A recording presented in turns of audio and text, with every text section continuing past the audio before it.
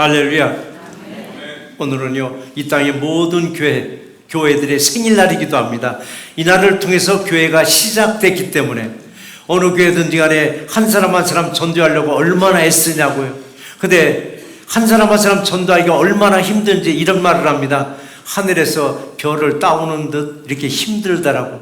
하늘에서 별 따오듯 이렇게 힘들다라고. 근데 힘들게 모신 분을 내보내는 건 단 말 한마디면 끝난다 하더라고요. 나 한마디면 그냥 나가버린다고.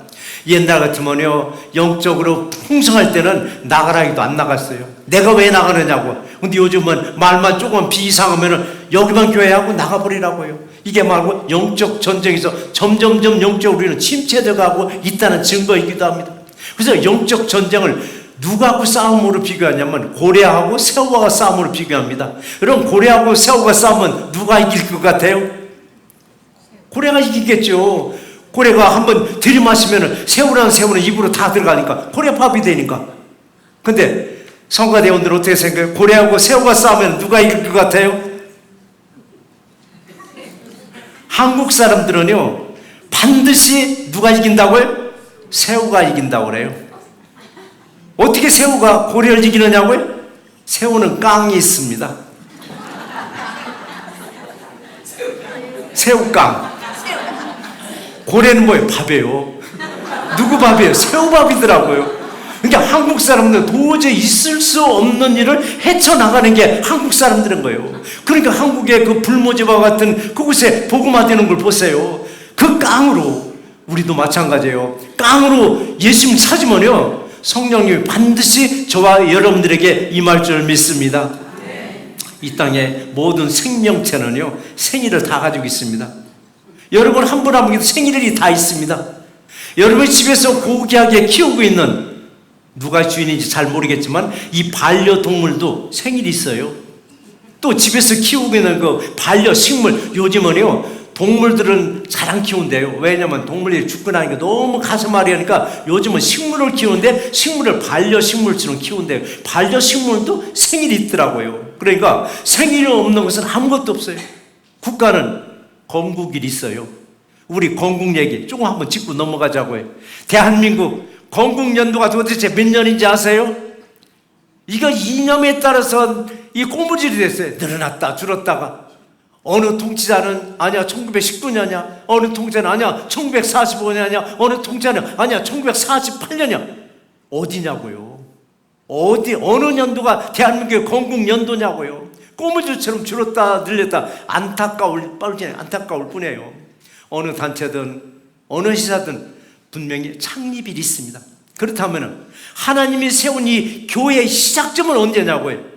오늘이에요. 성령 강림절을 통해서 교회가 세워지기 시작했습니다. 그래서 성령 강림절이 소중한 날이고 귀한 날이에요. 성령 강림절이 이 지구상에 있는 모든 교회의 바로 시작이 언제냐? 바로 오늘 성령 강림절을 통해서 교회가 세워지기 시작해서 오늘까지 이르렀습니다.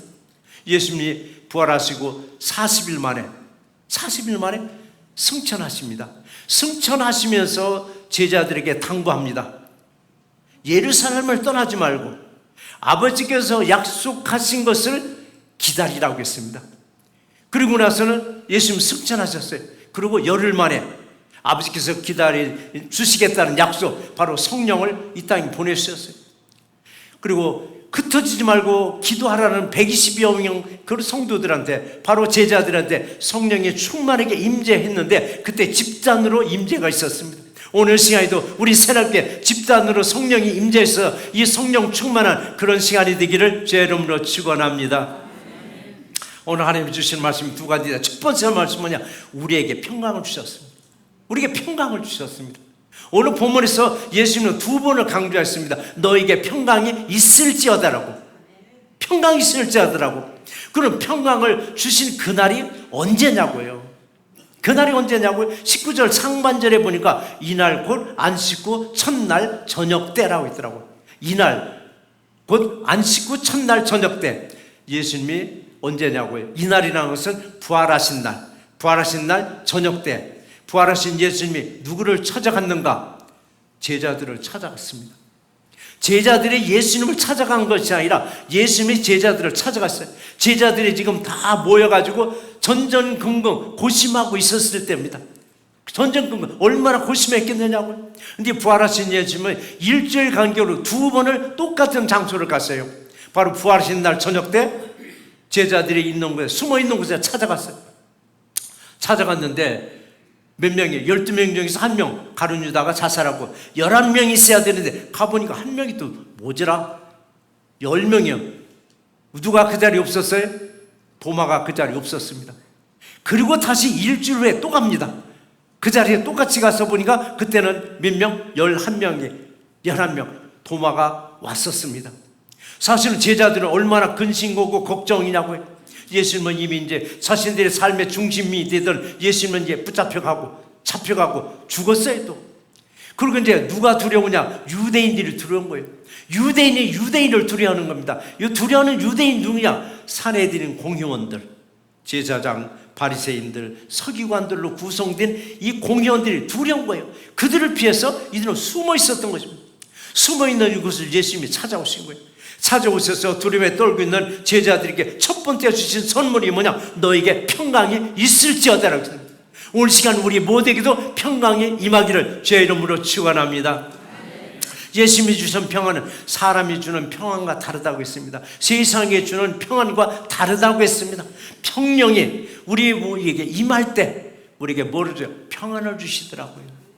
평안을 주시더라고요. 잠잠하게 평안을 주세요. 여러분 평안을 누릴 때 얼마나 행복하냐고요. 여러분 평안이 제일 행복합니다. 무엇보다도 여러분 그래도 돈이 있어야 된다? 아니요, 돈이 없어도 여러분 평안하면요 그게 가장 행복하자는 거예요. 위로부터 내려주시는 평안을 마음껏 누리는 우리 새롭게 모두가 되시길 바랍니다. 제자들은요 예수님이 십자가에서 죽는 걸 아마 멀리서 봤을 겁니다. 십자가 밑에까지 따라간 제자는 1명밖에 없었으니까, 그리고 여자들밖에 없었지만 멀리서 아마 봤을 겁니다. 그리고 예수님이 무덤에 묻히는 거 아마 멀리서 분명히 봤을 것입니다.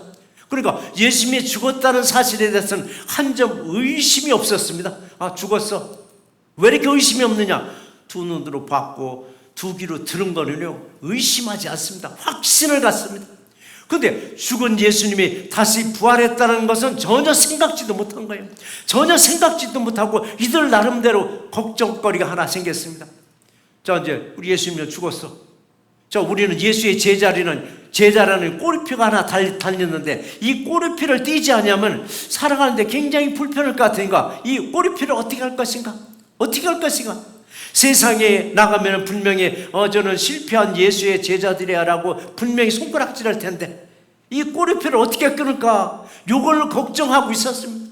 요걸 끊어버려 살아가는데 자유로울 텐데 이렇게 이런 걸 걱정하고 있을 때 제자들에게 예수님이 나타나셔서 너에게 평강이 있을지라고 평강의 복을 허락해 주셨습니다. 어느 누구들요 마음이 평안하면요 살만 나요. 마음이 평안하면요 이게 가장 행복한 사람들이더라고요. 무슨 일이든 할 수 있다고 그래요. 마음이 평안한 사람에게 할 수 없는 일조차도 해보세요 하면요 해보겠다고 그래요. 근데 마음이 불편한 사람에게 늘상 하던 일도 이거 한번 해주세요 하면요 못한다고 그래요. 그 마음이 평안하면요 뭐든지 할 수 있다는 거예요. 뭐냐? 마음의 여유더라고요.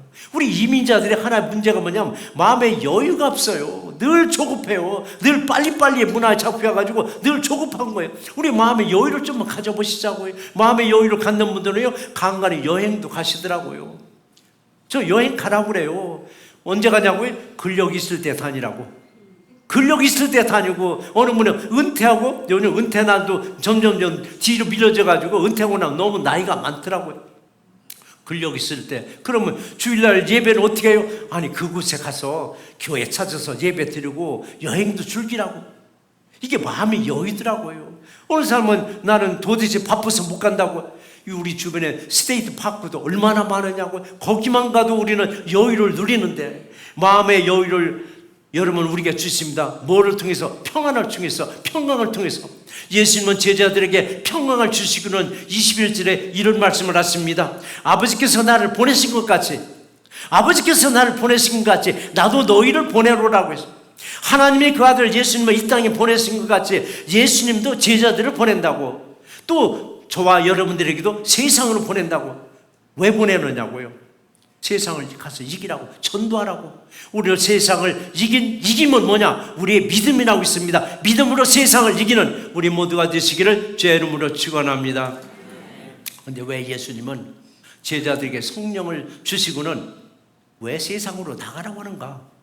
왜 세상으로 나가는가? 다 그냥 집단지로 몰려있으면 힘도 좋은데, 몰려있으면 힘이 생기는 거예요. 흩어지면 약해지는데, 근데 세상으로 내보내는 거예요. 그 세상의 범위는 어디까지인가? 세상의 범위는 어디까지인가? 그냥 여기 시리, 여기 타운 아닌가? 아니면 카운티 아닌가? 아니면 스테이트 아닌가? 아니면 뭐 유나이트 전부 미국 전체인가? 세계인가? 어디까지인가? 예수님은 성령을 주시고는 무슨 사명을 줘서 내보내는가? 세상으로 내보내는가? 무슨 권능을 줘서 세상으로 내보내는가? 여기에 대한 해답이 정확하게 나온 것이 사도행전 1장 8절 말씀이요. 한번 같이 한번 읽어보시겠습니다. 오직 성령이 너에게 임하시면 너희가 권능을 받고 예루살렘과 온 유대와 사마리아와 땅끝까지 이르러 내 증인이 되리라 하셨습니다. 저와 여러분들은 누구의 증인이세요? 여호와의 증인이 아니에요. 그런데 참 이단들이요, 좋은 말은 다 썼어요. 좋은 말은 우린 여호와의 증인이 아니라 예수님의 증인이에요. 예수님의 증인은 뭐를 받고 권능을 받고 어디까지? 땅끝까지 이르러서 예수의 증인이더라고 말씀하셨습니다. 여러분, 예수의 증인이 되는 우리 모두가 되실 줄 믿습니다. 증인으로 여러분 혹시 서본 일이 있을 거예요. 법정에 가면 증인으로 출석할 때가 있습니다. 법정에 가서 오른손을 들으라고 합니다. 그리고 나는 거짓 없이 진실만 가서 말하겠다라고 선서해. 누구 앞에? 사람 앞에, 판사 앞에. 그리고 예수의 증인은 어디가 법정에 가서 선서하는 게 아니에요. 성령을 받은 우리는 예수님만을 증거하는 우리 모두가 되실 줄 믿습니다. 성령 우리가 임재하면 땅끝까지 이르러서 예수의 증인이더라고 했는데, 우리 성령의 임재는 도대체 어디 가면 더 쉽게 받을 수 있을까? 생각해 보니까 낚시 좋아하는 분들이 굉장히 많아요. 낚시 좋아하는 분들은요, 낚시터에 가면은 명당 자리가 있다 하더라고요. 거기에 포인트라 하더라고요. 거기 가서 낚싯줄을 이름 많이 잡는다고 그러는데, 그럼 성령도 그 명당 자리가 있을까? 우리 전도 잘못하면 그래요. 우리 새벽교회로 와. 새벽교회 오면 성령 누구든지 다 받아. 우리 새벽교회만 봐도 이게 잘못되면 오해 사기 쉽습니다. 성령은 어디서든지 우리에게 임재하십니다. 어디서든지, 여러분의 집에서도, 여러분의 직장에서도, 여러분이 어디 가든 여행지에서도. 가장 가까운 한 예가 뭐냐면은 창세기 28장에 보시면은 야곱이 사고를 칩니다. 아버지도 속이고 형도 속이고, 소위 말해서 요즘 말로 사기치고 목숨이 위험하니까 야반에 도주합니다. 이거 야반 도주라고 합니다. 한밤중에 개나리 못잠 싸들고 도망가는 거예요. 가다가 어디에서 날이 어두워서 잠자리를 청한 곳이 베델이라는 광야입니다. 거기서 하나님을 만나더라고요. 그 베델이라는 광야가 특별한 장소 아니에요. 그냥 허허벌판에서 어두우니까 베개는 없으니까 돌로 베개 삼아서 누워서 자다가 거기서 하나님을 만나더라고요. 그때 야곱이 고백하잖아요. 여호와께서 여기 계시기를 내가 알지 못했었느라고. 하나님이 여러분 곁에 바로 있습니다. 성령님이 바로 여러분 곁에 있는 걸 우리는 알지 못했느라고. 항상 사모하시면 성령님이 반드시 저와 여러분들에게 임재하실 때 제일 먼저 뭐죠? 평안으로 주십니다. 오늘도 평안의 축복을 받아 누리는 우리 모두가 되시기를 주의 이름으로 축원합니다. 두 번째 우리에게 주시는 말씀은 뭐냐? 우리들에게도 성령을 주셨습니다. 성령을. 예수의 증인이 되려면요, 성령을 받으라라고 했습니다. 성령을 받으라라고. 그래서요, 성령 받지도 못했는데 예수의 증인이 되려다 보니까 뭐 안 될 건 없어요. 이론적으로는 알아요. 이론적으로 예수님이 어떻게 태어나서 어떻게 해서 죽고 부활하고 승천하시고 이론적으로는 알아요. 근데 내가 예수를 만나지 못한 사람한테 증인으로 서라고 하니까 이론적으로는 알긴 하는데 확신이 없으니까 누구를 끌어내요. 아무개가 그러는데, 아무개는 경험했다는데. 여러분, 예수의 증인이 되려면 성령 받으라고 했더라고요. 성령은 이론이 아니더라고요. 성령은 이론이 아니고 실제로 예수님을 만나는 경험이더라고요. 어떤 예수를 만난다고요? 어떤 예수를 경험하라고요? 죽은 예수를 만나는 게 아니고 살아있고 부활하신 예수님을 만나서 우리는 예수의 증인이 되라는 얘기입니다. 예수님을 만날 때 비로소 예수의 증인이 되는 겁니다. 예수의 증인이 뭐냐고요? 전도하는 거예요. 전도하는 거. 우리 노방전도 아마 내가 볼 때는 두 팀인데 한 팀은 지금도 열심히 해요. 노방전도 나갈 때 사람들 그래 영적으로 파워풀하고 건강도 좋아야 나가서 막 전도한다라고. 아니더라고요. 노방전도 나갈 때요, 비법을 일러드리겠습니다. 몸이 아프세요? 질병과 투병 중이세요? 노방전 한번 나가보세요. 반드시 치유되는 역사가 임할 줄 믿습니다. 그 증거가 누군지 아세요? 우리 김영치 사모님이에요. 몇 해 전에 우리 교회 왔을 때는 휠체어도 제대로 못 탔어요. 지금은 걸어 다닙니다. YMCA 가서 수영장 수영도 한답니다. 얼마나 좋으냐고. 날마다 매주마다 나가서 마켓에 가서 노방전도 하세요. 어느 사람이요, 나는 심란해서 나는 그거 못 가겠어. 심란하면 심란해서 노방전도 가보세요. 하나님이 회복시켜 주십니다. 마음의 상처가 갈기갈기 있어요. 나가보세요. 노방전도 할 때 하나님이 치유시켜 주느냐고. 왜 그러냐고요? 너는 내일을 해. 나는 내일을 해줄게. 여러분, 이거예요. 우리가 주님의 일을 했더니 주님은 내일을 해주더라고요. 문제가 얽히고 설켜서 도저히 풀릴 기미가 없으세요? 노방전도 한번 나가보세요. 사람들은 그래요. 창피하게. 창피하게. 점잖은 셈 어디 가서 예수님 이런 거 나눠주냐고? 여러분, 안 그래요. 저도 나가봤지만은요, 사람들이 존경하더라고요. 노방전도 나온 사람들을 존경한 눈치로 바라봐요. 왜? 내가 못하는 걸 저분이 하니까요. 대리만족을 하더라고요. 근데 오늘 커피도 사다 주고 음료수 사다 주고. 사람들이 비웃고 조롱할 것 같아도요, 의외로 조롱하는 게 아니라 존경하더라고요. 여러분, 문제가 있으세요? 문제가 있으면 한번 나가서 한번 해보세요. 주님의 일을 해볼 때 주님은 대신 우리의 일을 반드시 해결해 주고는 놀라운 역사가 임할 줄 믿습니다. 무슨 능력으로? 성령의 능력으로. 그래서 성령은요, 쪼잔한 성령이 아니에요. 쪼잔한 성령이 아니에요. 성령 믿음대로 한량없이 부어줘요. 믿음대로 부어주는 거예요. 믿음의 그릇대로 부어주는 거예요. 사도행전 8장 15절에 있잖아. 성령 받기를 기도하니. 성령 받기를 기도하니. 우리가 예수를 구주로 영접했으면 그 다음 순서가 뭐냐면 성령 받기를 기도하라고 했더라고. 성령 받기를. 그래서 우리가 성령의 임재는요, 요란 뻑적지근에 올 수도 있어요. 막 동네가 시끄럽게 올 수도 있지만은 거의 다 보면 잠잠하게 조용하게 임재하세요. 어떤 식으로? 가랑비에 옷 젖는 줄 모르게 어느 순간 내게 성령에 푹 젖어 있을 때가 있어요. 내가 성령에 푹 젖어 있을 때가 있어요. 어느 순간에 나는 막 성령 받았다고, 그 뭐가 증거예요? 나 방언이 터졌다. 그것도 성령의 임재의 증거지만은 은밀하게 우리에게서 늘 촉촉하게 우리를 덮어주고 계신 게 성령의 능력이에요. 오늘 시간에도 여러분 한 분 한 분에게 위로부터 내려주는 성령으로 충만하시기를 주의 이름으로 축원합니다. 그런 말을 합니다. 그릇이 크면은 큰 그릇, 작은 그릇 다 들어가요. 그릇이 크면은 작은 그릇이 다 담을 수 있어요. 이 안박 안에는 얼마나 많은 그릇을 담을 수 있어요. 그런데 그 작은 그릇, 간장 종재기 안에다가 대접을 넣을 수 있어요. 국사발을 넣을 수 있어요. 못 집어넣어요. 이게 우리들 마음이에요. 마음이 성령이 충만할 때 넓어가지고 어떤 누구도 다 포용하고 수용해요. 마음이 넓어졌으니까, 큰 그릇이 됐으니까. 그런데 성령이 딱 소멸되니까 점점점 그릇이 좁아지더니 나중에는 간장 종재기. 더 작은 게 또 뭔지? 더 작은 게 밴댕이. 소갈딱지가 돼버려요. 밴댕이 소갈딱지가 되고 나니까 하찮은 말 했는데도 막 파릇파릇 막 삐지고 골라고 며칠치 말하고 씩씩거려. 밴댕이 소갈딱지가 돼버리는 거예요. 이랬을 때 우리는 깨달아야 돼요. 성령이 내게서 소멸됐구나. 그릇이 좋아졌구나. 다시 성령 받기를 기도하시면요, 여러분 그릇을, 넉넉한 그릇을 다시 채워주십니다. 큰 그릇이 되어서 모두들을 품고 수용할 수 있는 우리 새롭게 모두가 되시기를 주의 이름으로 축원합니다.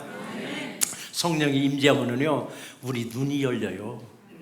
어떻게 눈이 열리는지 아세요? 선한 것은 그렇게 선명하게 보여요.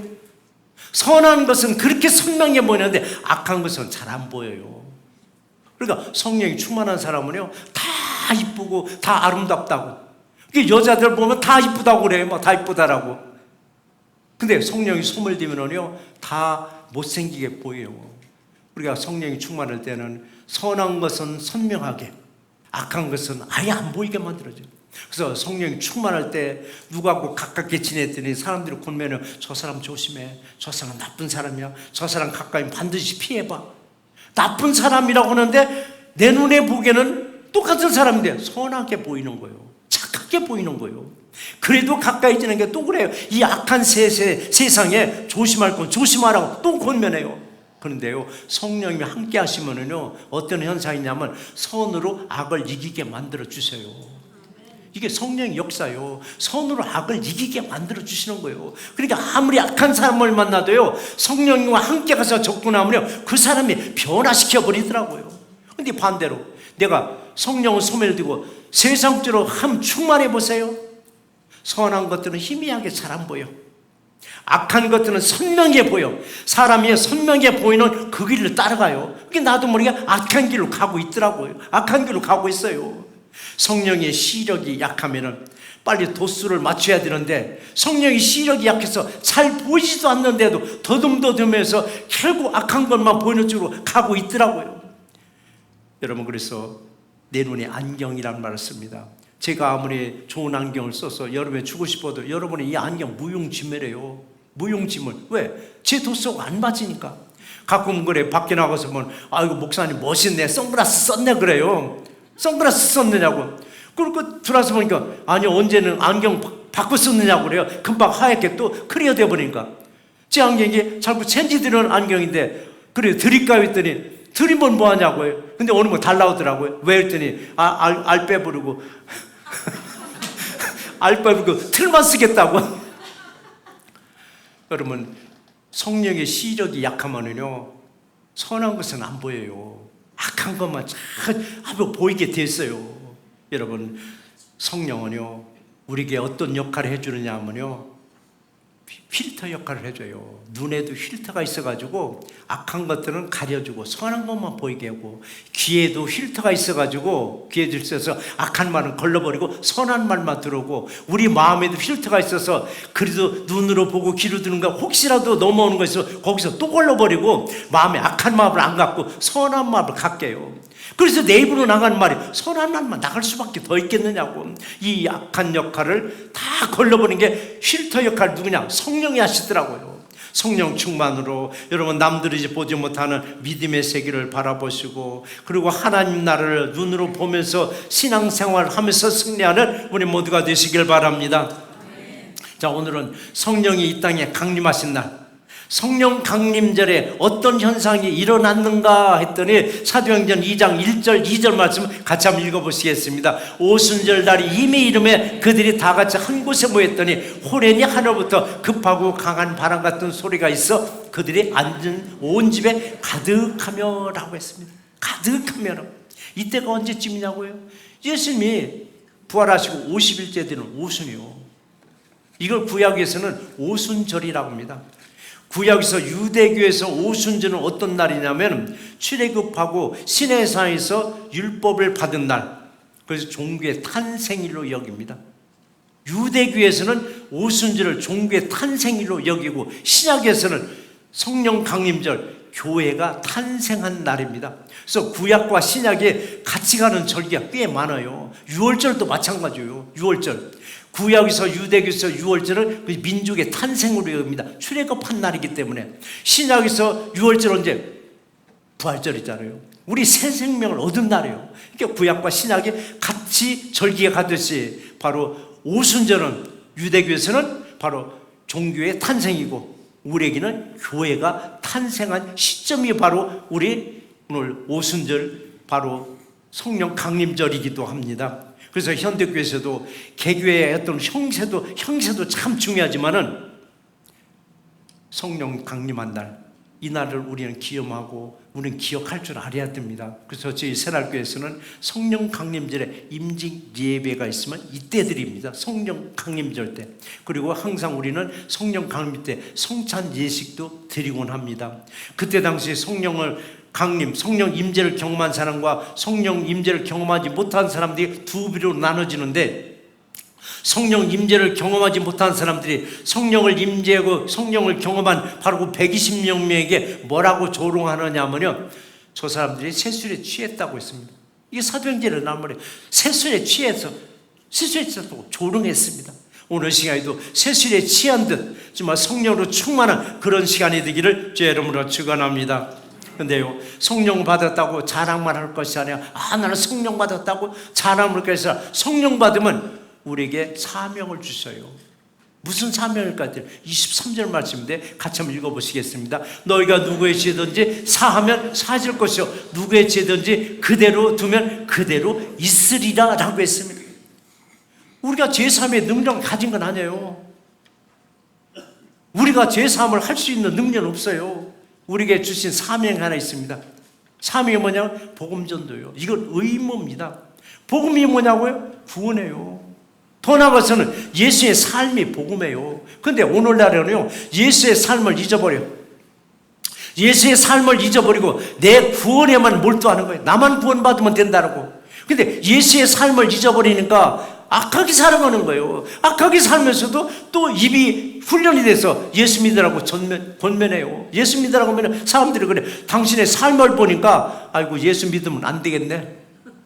예수 믿으면 안 되겠네. 왜? 당신이 예수 믿는다면 그렇게 악하게 살면서 내가 예수 믿으면 나도 당신처럼 악하게 될 거 아니냐라고.